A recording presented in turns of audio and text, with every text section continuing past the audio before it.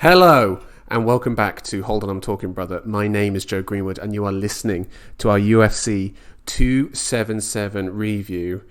And Tom Ballum, I'm going to ask you a simple question here. In a word, give me your review of UFC 277. Underwhelming, Joe. I think there were two camps here looking at this main card. There were the ones that had their attention stolen by the main event, in which we did at least get 25 minutes of fighting. And then there's the camp where, we had yet another early injury in one of the fights, and what I thought was a very early stoppage, which deprived me of some more. So I'm lacking something, Joe. I'm missing it. I'm not fulfilled. What about you? Yeah, the words that popped into my head was chaotic. That was the main feeling I got from it. Is that kind of finishes but not finishes, hints of good performances, but kind of felt like I didn't get a complete reading of a lot of these fighters. Even in the ones that lost, I was a bit like, well, I don't really know what to take away from this. So let's get down to it. Let's go to the main event. Amanda Nunes reclaims her bantamweight title from Juliana Pena in a comprehensive 5-round victory. And Tom Ballum, let me ask you something. Was there anything about that fight that you gave to Pena? Wow. Again, this is a fight that seemed to divide people. Some people seem to leave the fight feeling like it was kind of close in a way, because in the later rounds, in the process of getting mushed into the mat, Pena threw up some submission attempts in a desperate attempt to save her face from getting crushed in any further. Some people really took a lot of pleasure in that, and I think maybe felt the fight was closer than it was. And then there was Dana White in the post-fight press conference, Joe. I don't know if you heard what he had to say. I know you're living the high life right now out there in Greece. You might not have got to that press conference, but Dana. No, I've seen nothing of the post fight. Yeah, sorry, go on, Tom. Well, so Dana fielded the question on that fight straight away, kind of praising Pena and how it was a great main event and quite close, and Dana shut it down immediately and saw it as a total demolition job. For me, I was in the same camp there as Dana. I actually gave it 50-43. I had 2 10-8s in there, Joe. I don't know what you thought. What were your 2 10-8 rounds? The third round, which I think we had 3 knockdowns in, 3 rinse and repeat knockdowns where Pena came blitzing in, squared her stance up, and Nunes just delivered simple check hooks, which put her down. I think 3 in one round. That was a 10-8 for me. And then the round that followed... That was the second round. Oh, was that the second round? That was the second round.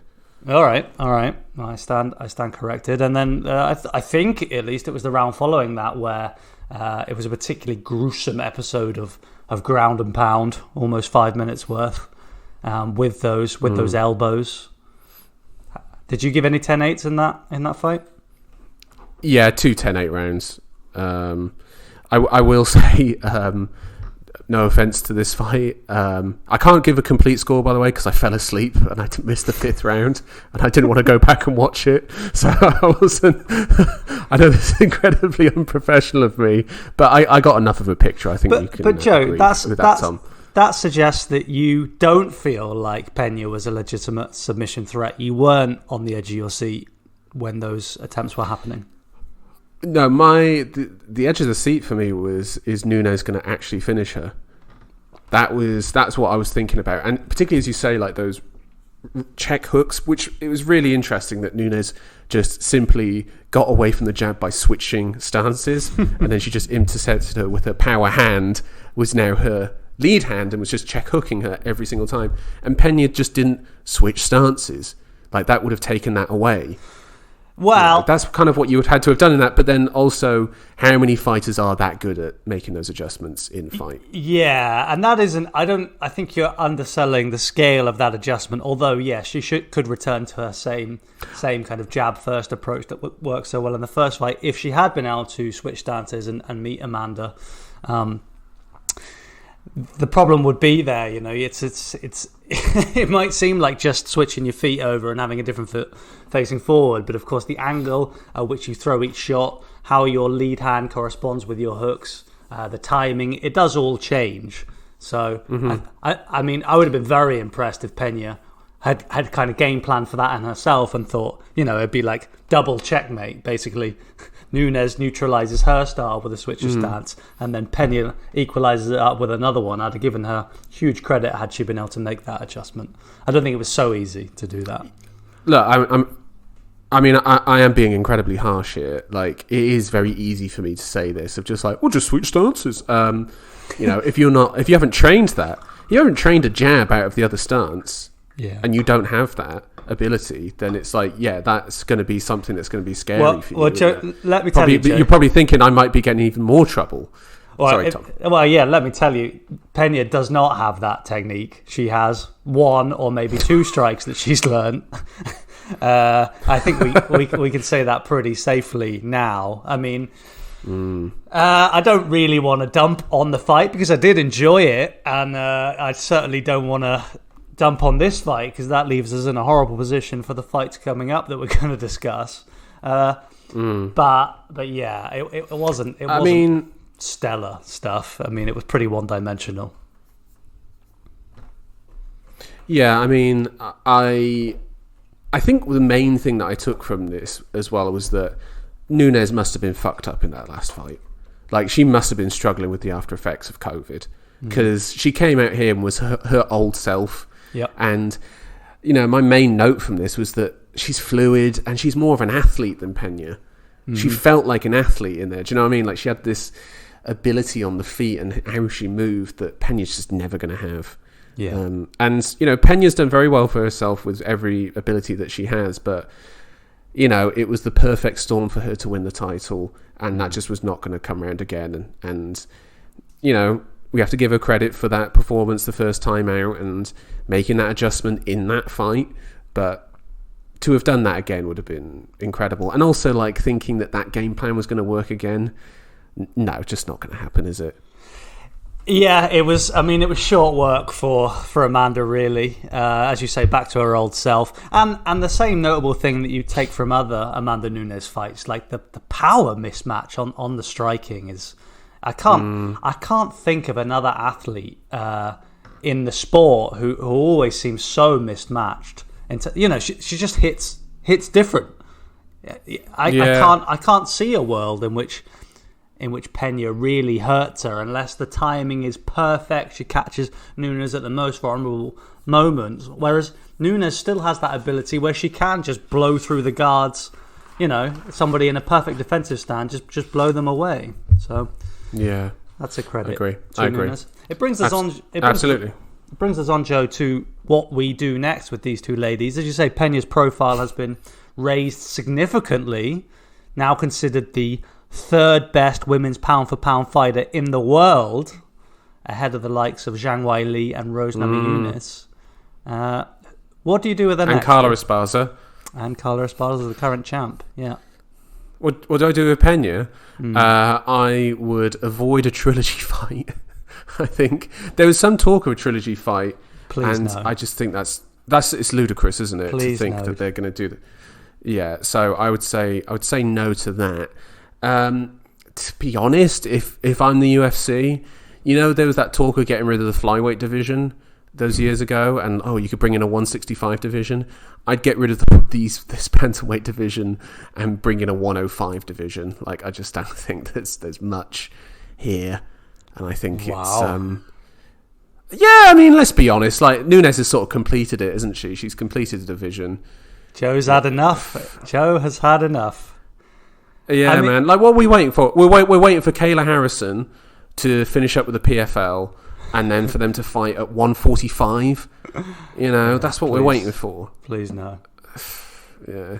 I mean, I do have some breaking news for you here, Joe. It might change your opinion. There was one woman to really gain in the rankings at bantamweight following the weekend's fight. Go on. Misha Tate. She's gone up 2 places in the rankings off the back of the weekend. What? Misha Tate has gone up in the bantamweight division. Yes. Yes, she has. After her last flight at flyweight, where she got mushed for 15 minutes by Lauren Murphy. No disrespect to Lauren Murphy. That's a tough fighter, but my words, that is some MMA math right there. Absolutely. No, I can't place Pena. I don't know what to do with her. I feel like the next fight is probably back to reality for her. Nunes, in the meantime, another revelation from Dana in the post press fight conference was was that post fight press conference. Post fight, yes, that's it, Joe. Yes, Thank yes. you. That's why you need a co-host in these pods. Yeah, it was a potential matchup for Nunes and Shevchenko. That one's getting an airing again. Dana sounded interested. Yeah. Are you? Yeah, Joe. I mean, yeah, absolutely. I mean, if you're about to abolish the division right now, then yeah, let's see Nunes and Shevchenko bang it out. Yeah, I guess. I mean, what else is there? I mean, to be honest, Shevchenko doesn't really have a challenger yet at flyweight. I'm still predicting Manon Fiorot to be the one to cause her problems eventually as the champion, maybe to actually defeat her. But anyway, let's stop fucking around. Let's talk about some good fights, or the good fight on this card. Interim flyweight championship, Brandon Moreno versus Kai Kara France. Brandon Moreno wins with a third round TKO. And let's give it up here for Brandon Moreno. What a performance from him.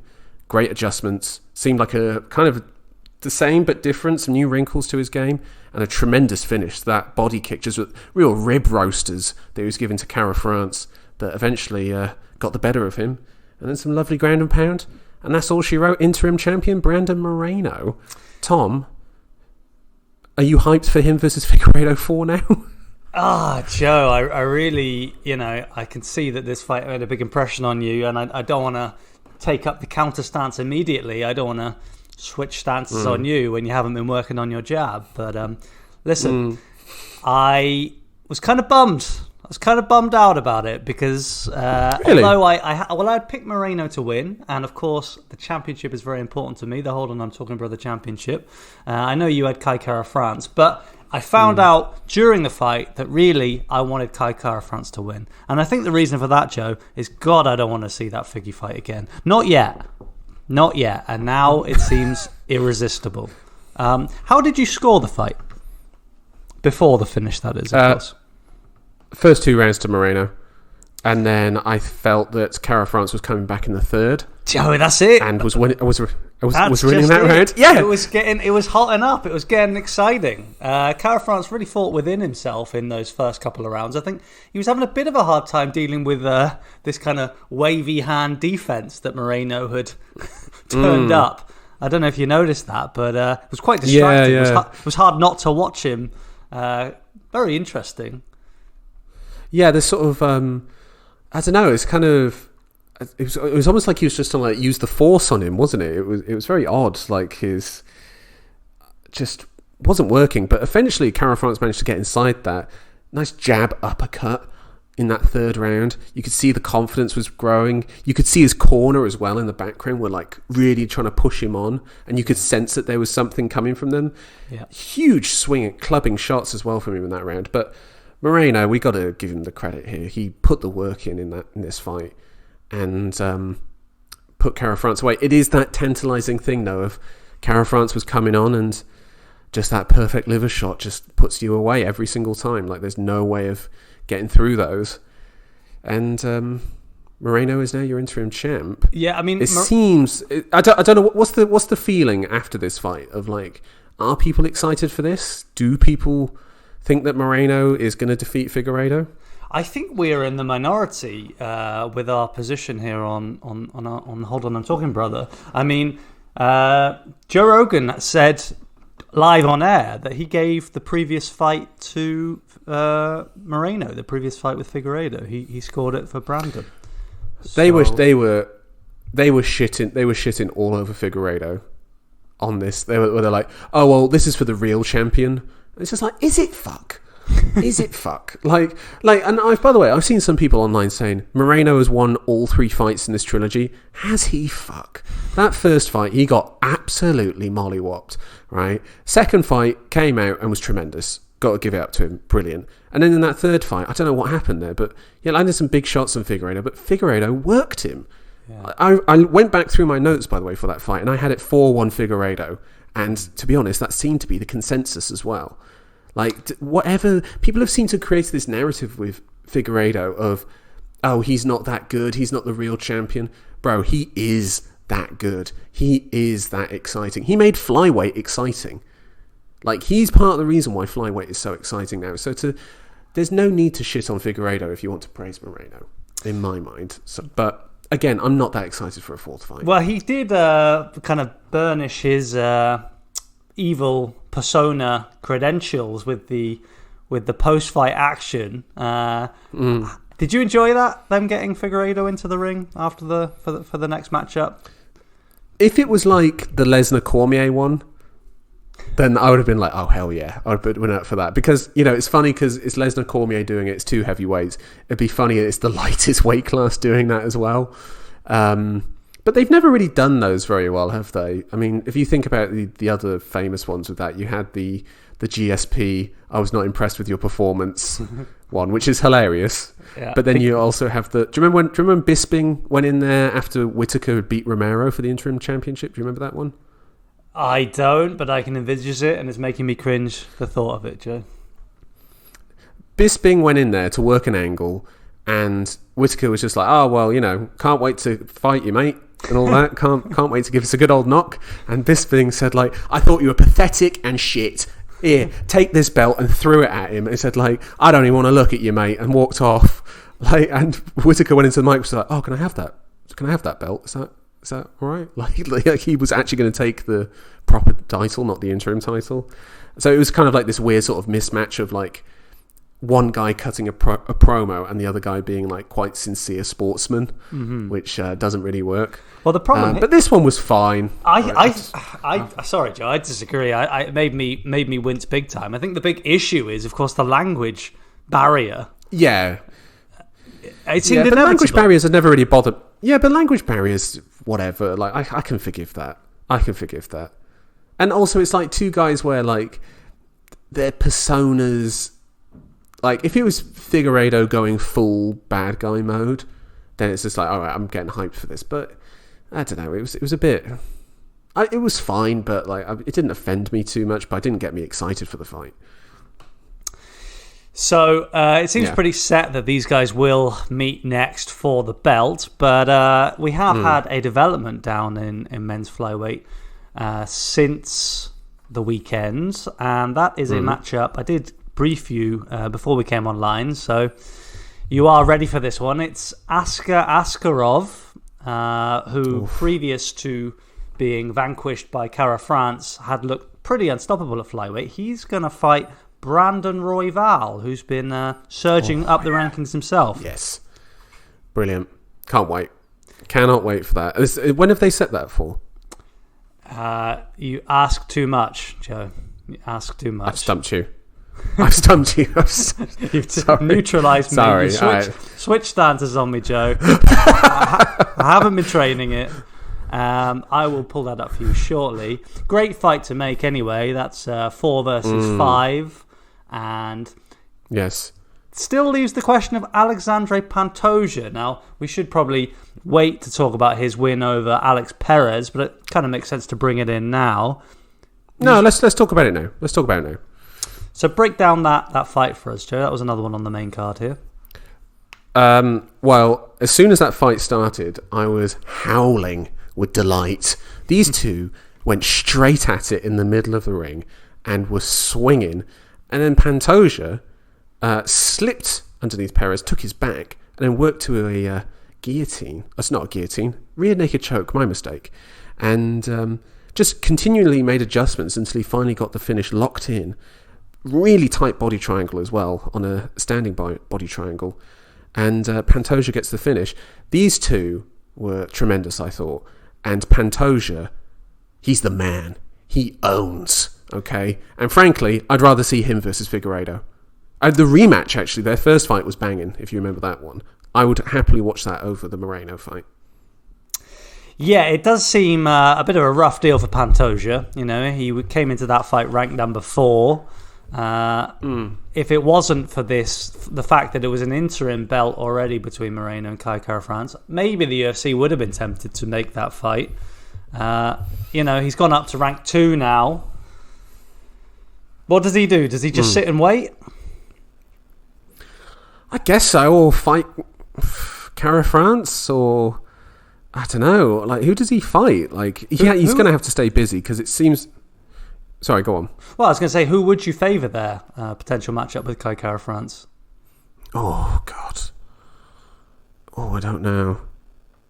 Who cares? You just know it's going to be a good fight. Like, this is the thing with flyweight, and Cormier said this on the commentary, is that these guys are like so skillful. Like, they're so skillful. Like, they have every element of the game sort of like locked down because they need to be. And the speed as well. Like, I don't know. Like, put any of these top flyweight contenders against each other, and I'm down for it.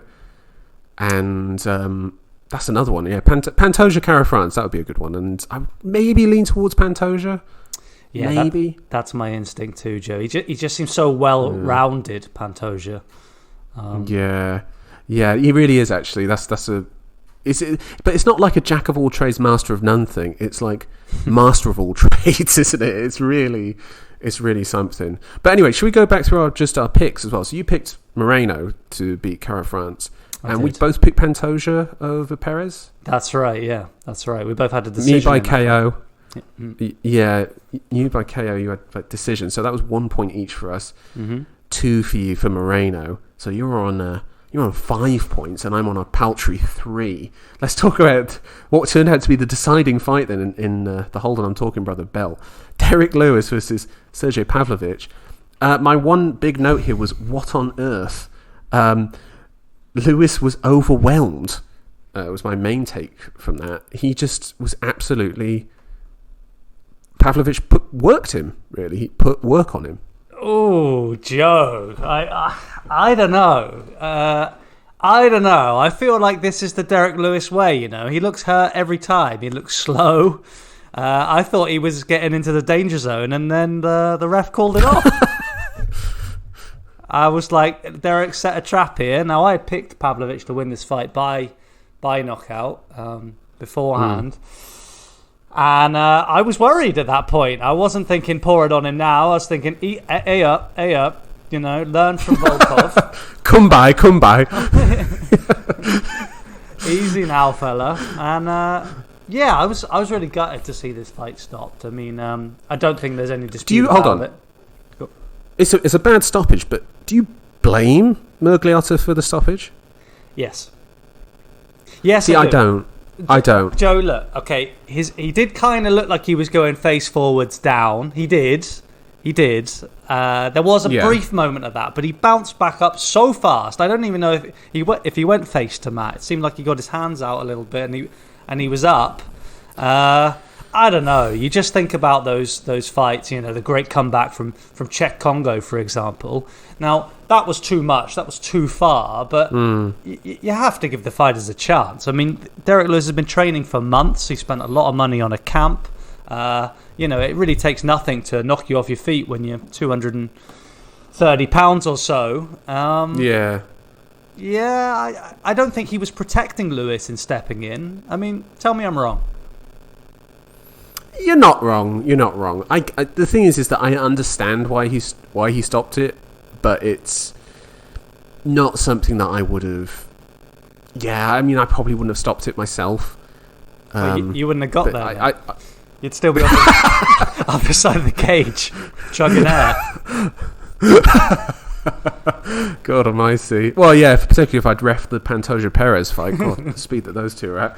No, I mean, it's more that, like, I disliked as well, by the way, the commentary, like Rogan citing Frankie Edgar versus Gray Maynard. First off, get a more up-to-date reference. But also, like, that's a lightweight title fight. This is a, you know, heavyweight slugger fight. And it's, you know, I'm annoyed that that's how it's ended, obviously, but I kind of understand. So I try not to be But the thing is that it kind of annoys me as well because it takes away from Pavlovich, who I thought had looked quite good, at least from what we'd seen. He did. He saw the same strength we've seen before. Great combos, very, very fast hands, and obviously carries a lot of pop as a heavyweight. Absolutely. You can't take anything away from Pavlovich. Didn't do much to kind of boost his international profile with his post-fight interview. Let's just say it. Run this fight back. So yeah, Joe, I'm on board with that. Nobody else seems to be saying that, but I don't know. I mean, what they've decided to do, or I say they, but the journalist community, not including, hold on, I'm talking brother yet. They have put Pavlovich up in the rankings, Joe.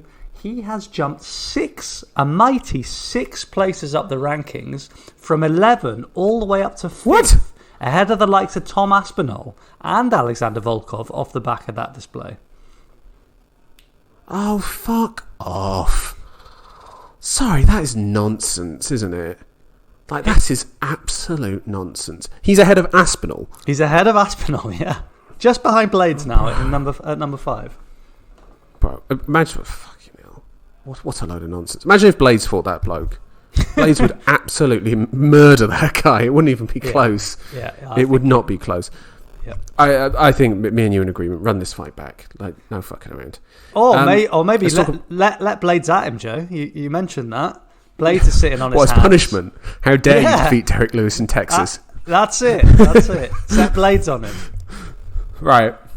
Let's talk about a fight that should not be run back.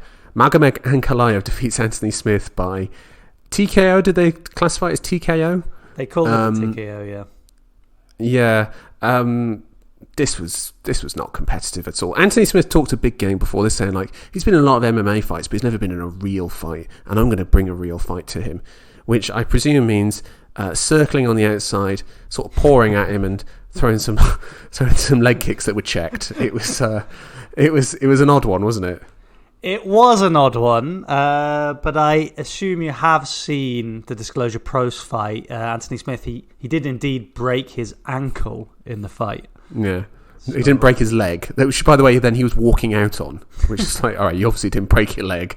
That reminded me of do you remember the Mike Tyson post-fight thing where he was just like, I broke my back. It's just like, Mike, you didn't break your back, did you? Like, you've got a bit of back pain. Like, you haven't broken your back.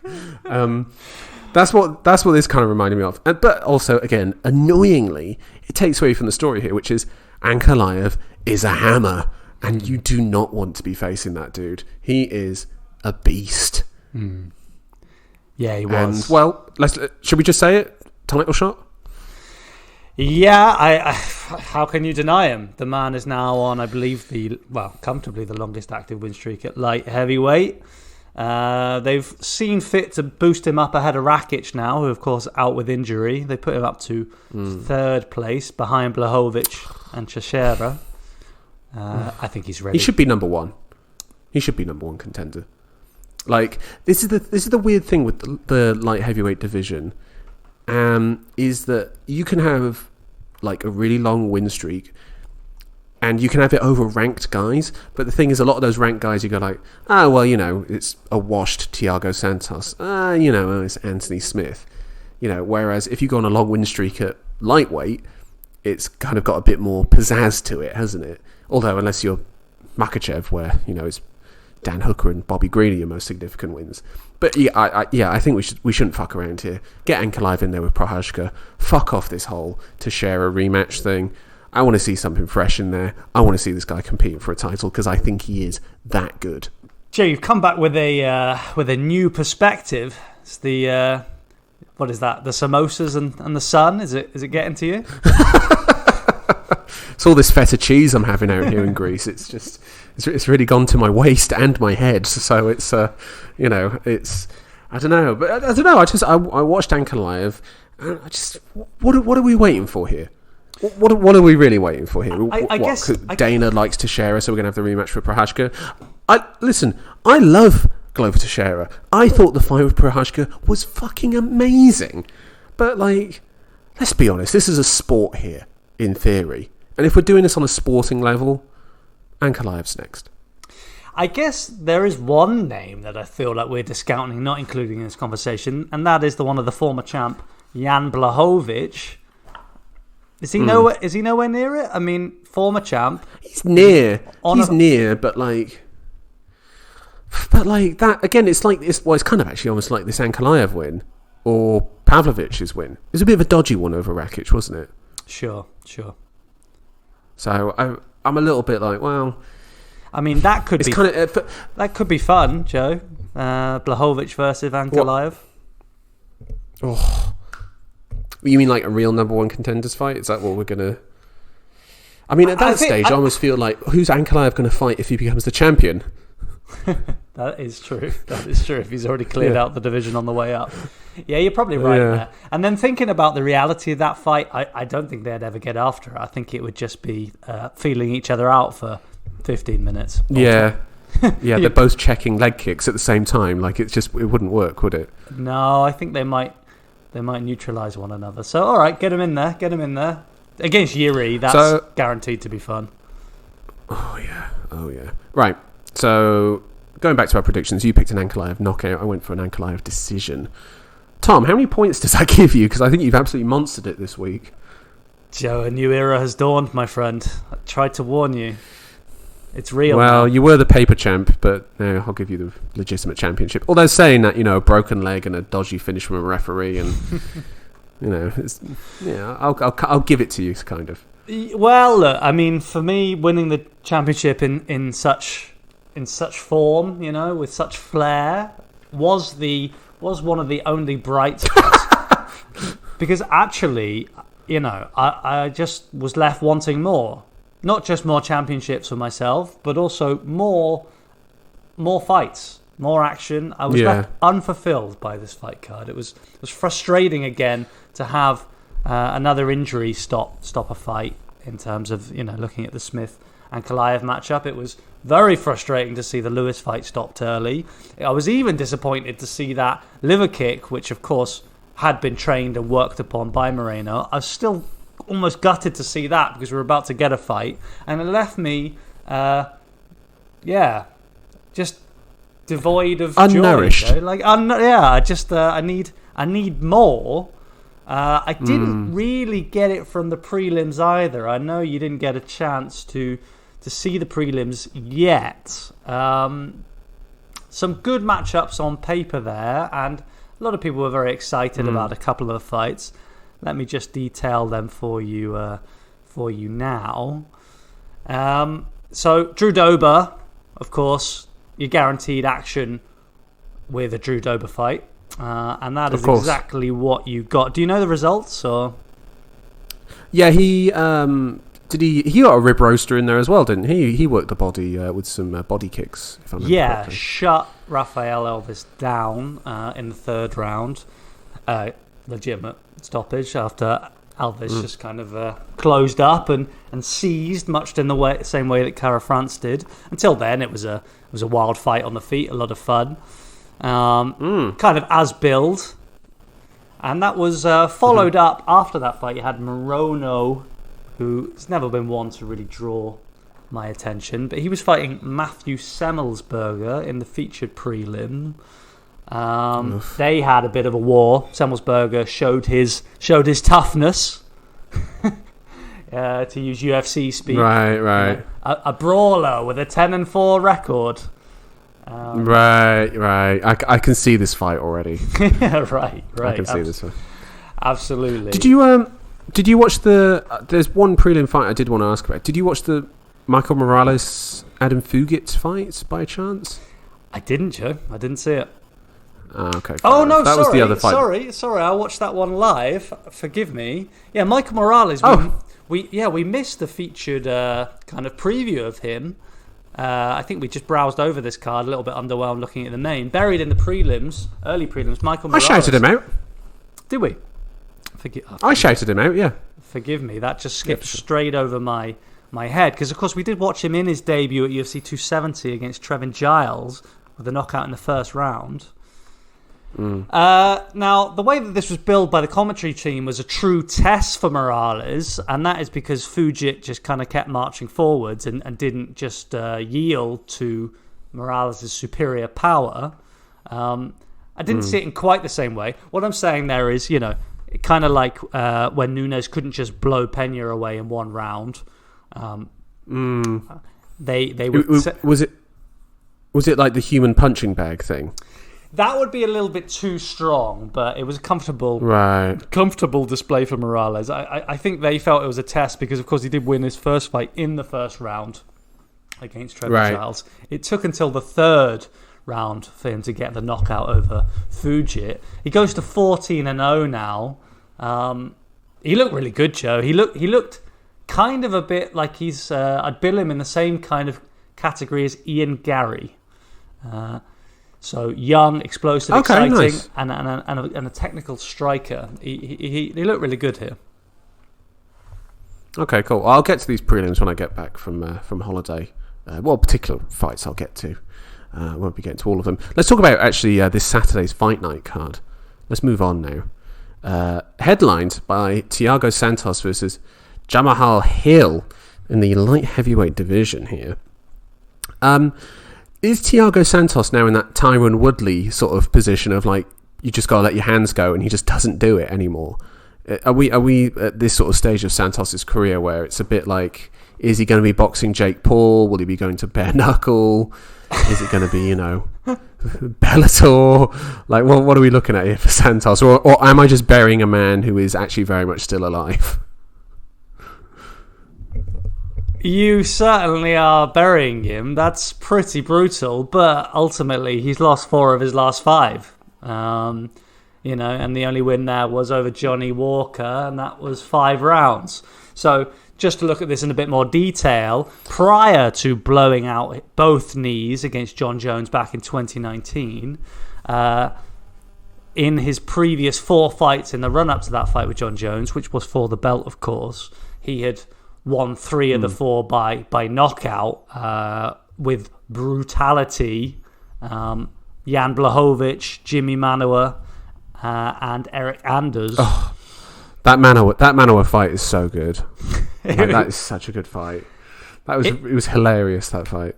It was like full power turned up to 110.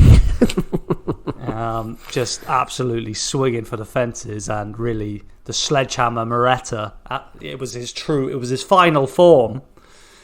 Since then, Joe, after losing to Jones, he's been submitted by Teixeira, and he's lost 2 decisions and claimed 1 decision against Johnny Walker. So, I think what you're saying is very harsh, but I understand why you're saying it. Do you think he can rekindle something? Do you think he can rekindle something here against Jamahal Hill? Very much. I think so. Hill will come forward. Hill has got like massive output, like 7.06 strikes landed per minute. Like that's really high. He does absorb 3.71, which does correlate with Thiago Santos's landing of 3.77 per minute. So they do kind of line up in that sense. And striking defense-wise, Jamahal Hill's is lower than Santos's 45% to Santos's 55%.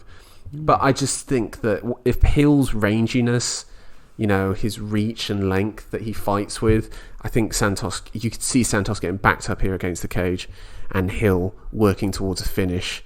And in fact, that is my bold prediction here, that I think Hill will finish Santos within the 5 rounds.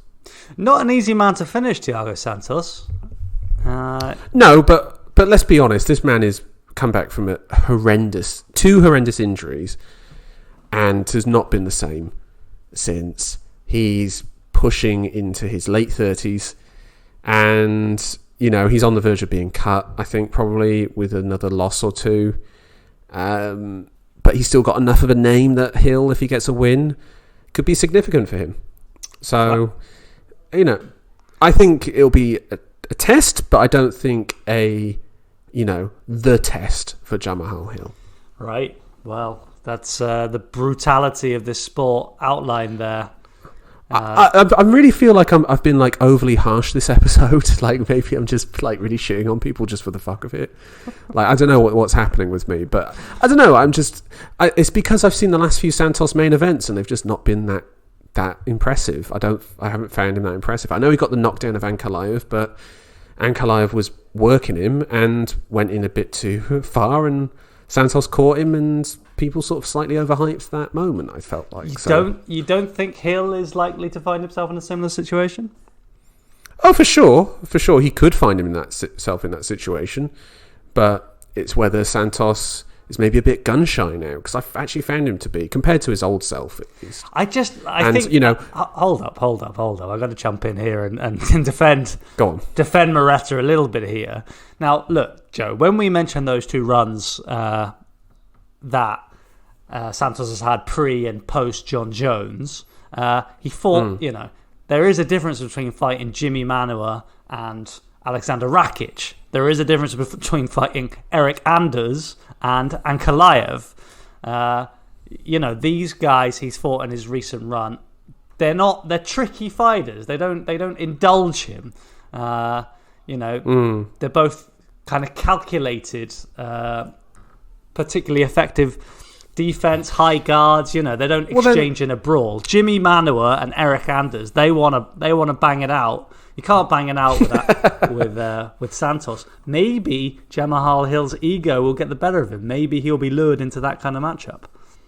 Maybe. But then maybe this also then shows that the UFC's booking of Santos has been probably not correct. That maybe he should have dropped way down and fought, you know, the certified jabronis of the division. I don't need to say their names, Tom, but you're thinking of Ryan Spann, and I know it. Right? Like, maybe he should have gone down that road.